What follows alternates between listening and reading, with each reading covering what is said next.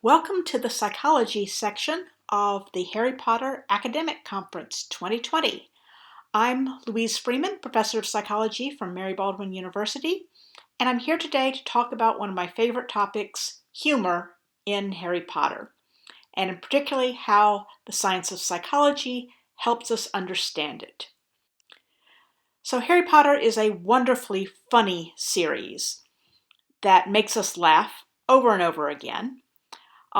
This is an example of one of my favorite scenes where we hear McGonagall telling Umbridge, "I should have made my meaning plainer. He has achieved high marks in all defense against the dark arts tests set by a competent teacher."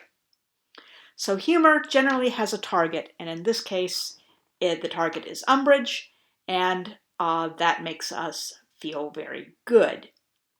But I want to talk today primarily about the uses and the functions of humor in Harry Potter. So what purpose or what is the function of humor in the Harry Potter books, but also about why the wizarding world is so funny when it is also so dark and dangerous. So let's see if we can get some insights into that. We can take a look here at the end of the book where we have the good guys have won, but at a terrible cost. There's a lot of death, a lot of damage. We have Peeves flying in with his little song. "We did it, we bashed them, we Potters the one, and Voldy's gone moldy, so now let's have fun." Ron's response to this is, really gives a feeling for the scope and tragedy of the thing, doesn't it? So, Ron is actually having a somewhat rare flash of insight here. He's telling us a lot here about one of the major roles for humor in the series, which is what it does for the tragedy, or the tragic aspect of it. So, let's think a moment about what the following characters have in common. Hedwig, Mad-Eye Moody, Dobby, and Colin Creevey, and Fred Weasley. They have two things in common. They're all very funny characters, and in Deathly Hallows, they all die quite suddenly and quite violently. We can look, for instance, at the death of Fred, which is happening in the context of humor. Percy is joking. "Hello, Minister. Did I mention I'm resigning?" Okay, Fred is amazed that Percy is joking. They're laughing together. You have this wonderful scene of brotherly reconciliation, and then boom, there's an explosion. Fred is killed, and he dies with the ghost of his last laugh etched upon his face. So Fred's death is all the more heart-wrenching because it comes against the contrast of this humor. Another example is in the Fiendfire, when Harry decides they're going to save Crabbe, Goyle, and Malfoy. Ron comes back with his classic line, "If we die for them, Harry, I'm going to kill you." Well, that's funny, but what happens? Crabbe dies. Who tells us that Crabbe dies, or who tells Malfoy that Crabbe has died? It's Ron. He's the one who breaks the news to Malfoy that Crabbe is dead.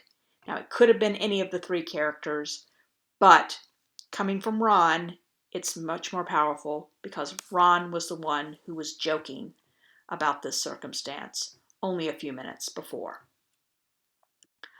Another role for humor in the series is the role of comfort. We can see that here in the ear humor that comes from Fred and George in the aftermath of George's injury. They're joking. George makes his holy joke, and Fred gives him a hard time about it.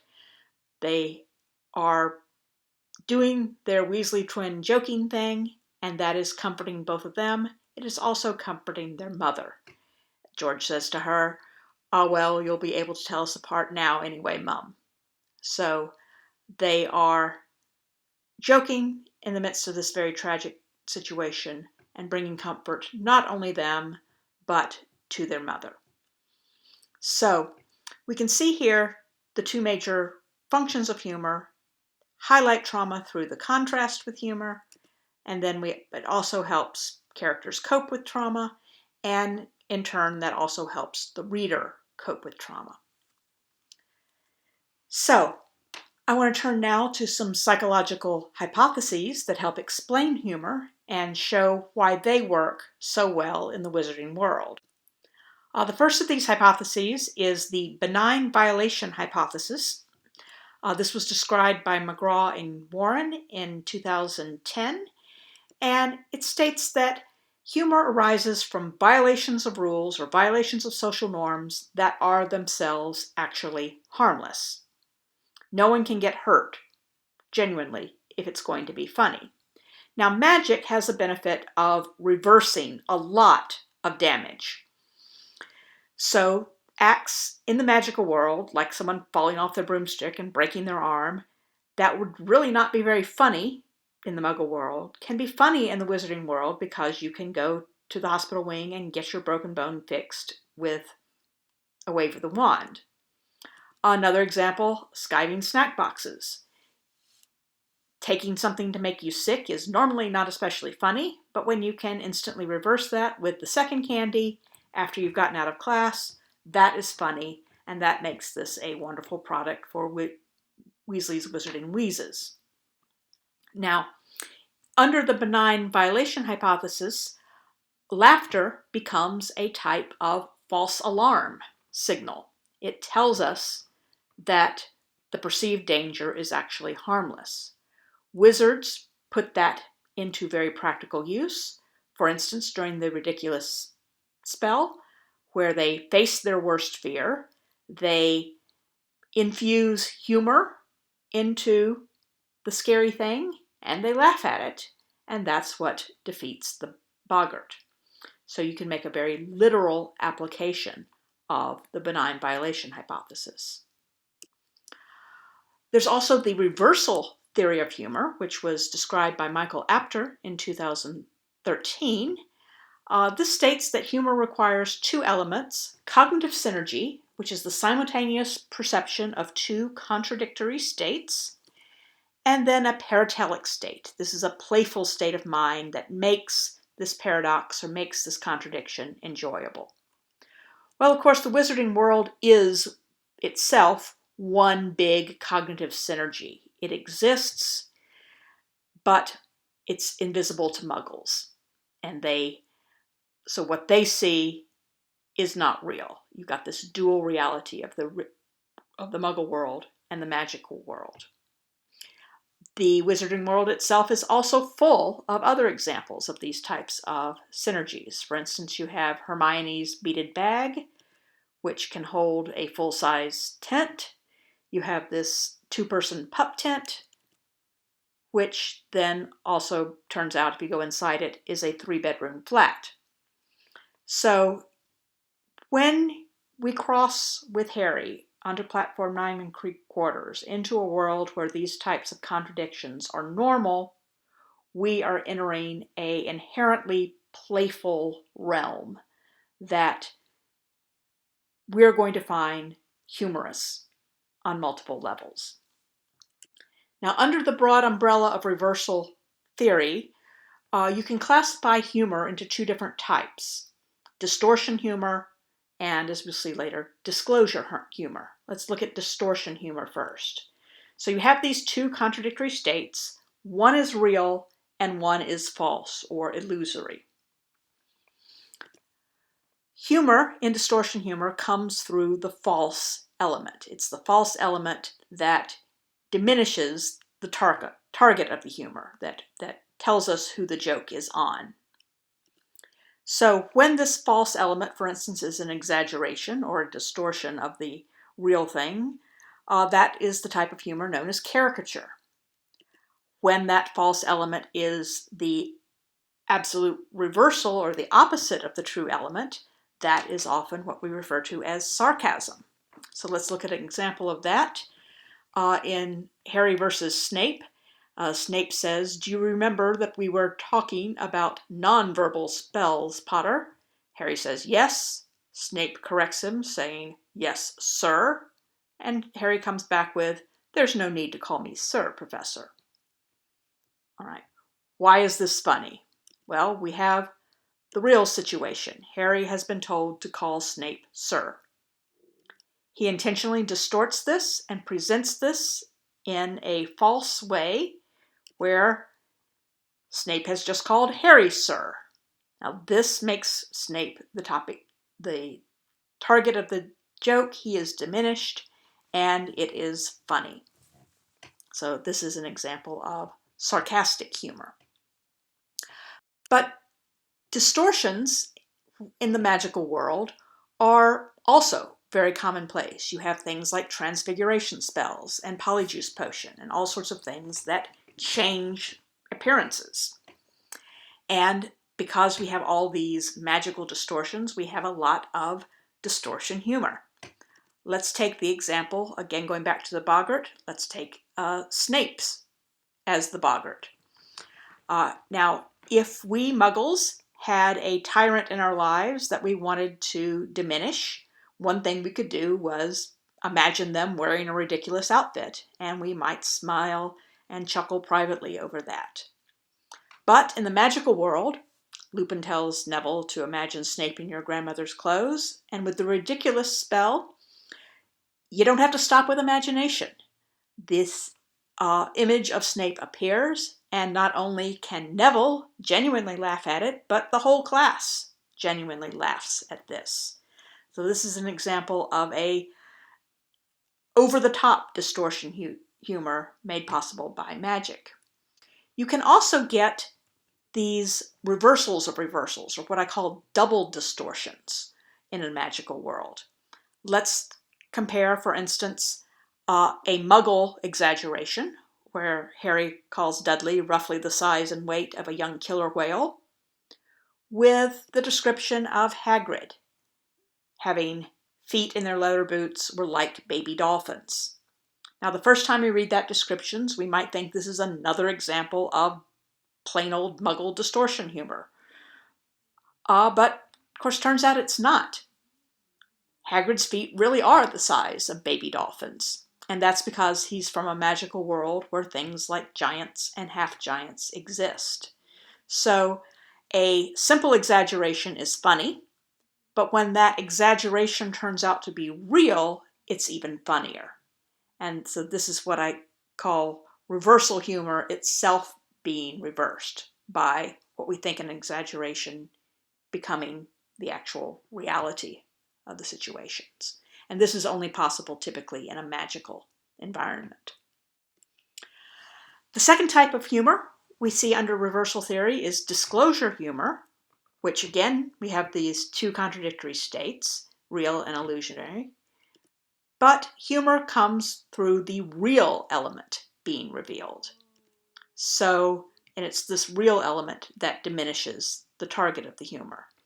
One example of disclosure humor is slapstick. We have what should be happening, a person walking down the street, but we have what actually happens. Person slips on a banana peel.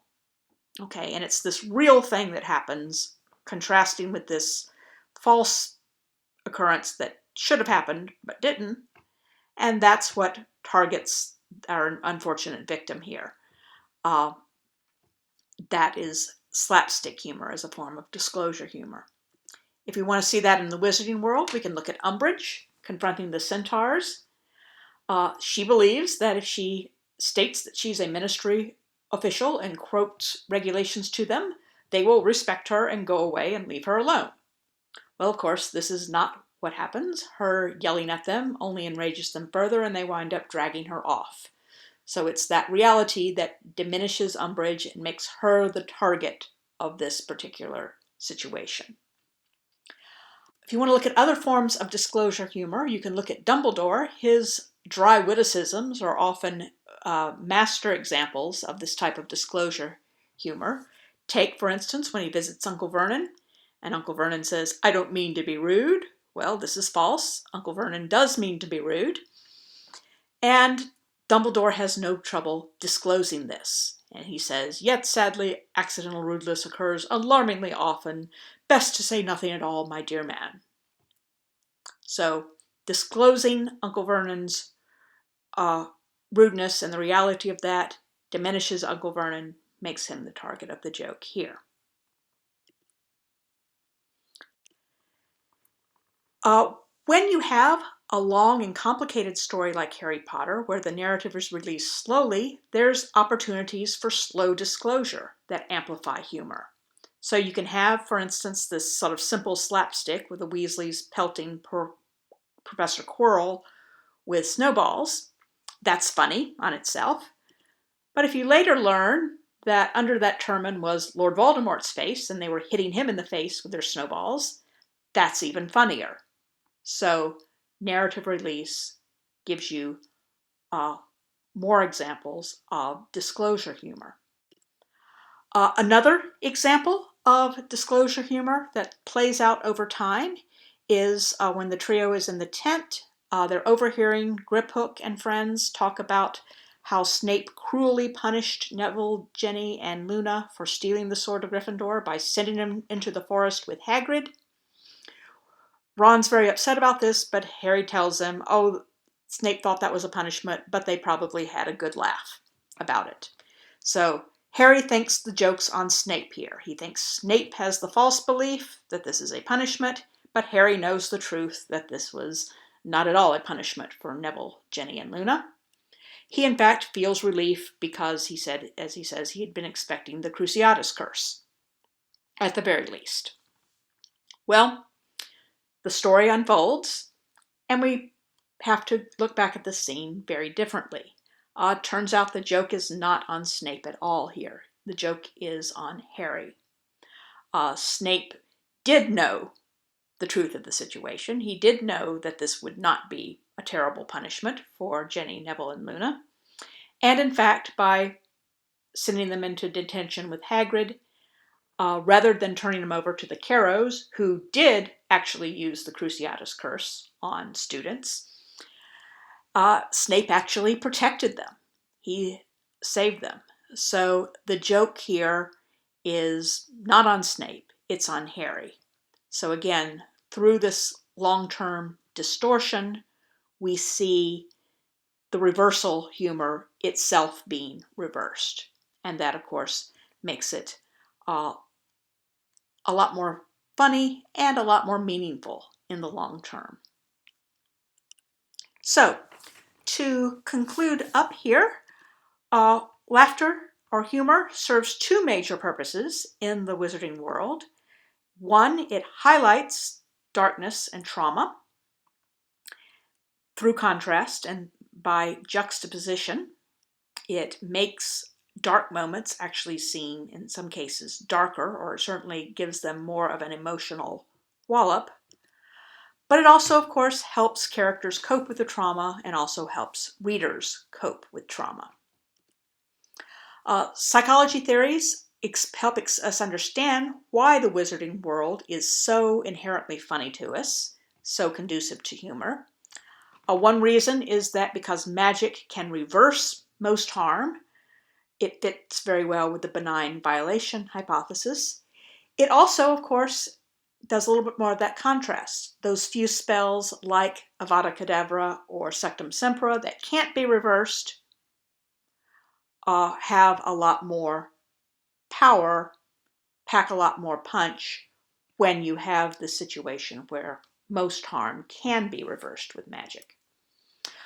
We also see magical transformations enhance opportunities for distortion humor, and we see the slow narrative release of the Harry Potter series means that we can get not only immediate disclosure humor, but disclosure humor that unfolds over time and makes us look back on situations and reevaluate what's going on. Sometimes that turns out to be a very funny reevaluation.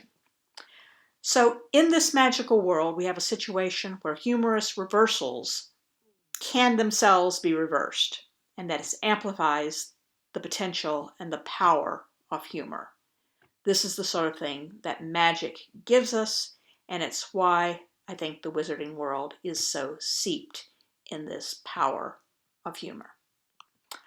So, thank you very much for your attention, and we will now adjourn for questions.